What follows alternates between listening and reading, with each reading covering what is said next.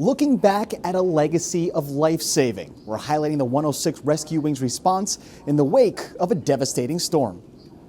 It was like a scene out of Mad Max or something, you know? The elite West Hampton beach-based search and rescue unit responded to the aftermath of Hurricane Irma, which devastated parts of the Caribbean back in 2017. There was a lot of people desperate to get out. Combat Rescue Officer Lieutenant Colonel Sean Boughal and his team were deployed to Puerto Rico, but eventually headed to St. Martin, where the situation was desperate. A nice, lush green island and palm trees and whatnot. All that was gone, and it was like flying around the mountains of Afghanistan. It was all brown, and all the vegetation had been basically blown away. Boats, cars, houses flattened.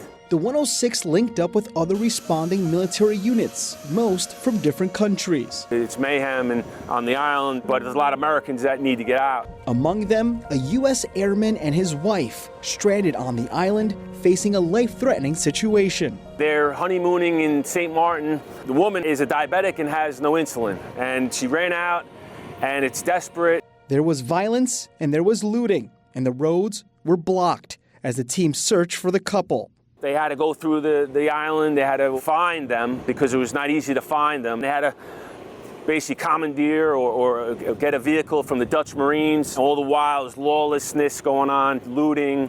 They got them out safely. We spoke to the grateful husband. We both wanted to cry tears of joy that we made it. I think when we saw that plane coming in to approach to land, that gave us a lot of hope. And then, on the aircraft, we kind of just stared at each other and smiled that we made it, and we were rescued by that team and by that unit, and we were just so thankful. And with another Category 5 hurricane closing in on them roughly 24 hours away, the team packed C-130s with anyone who needed saving.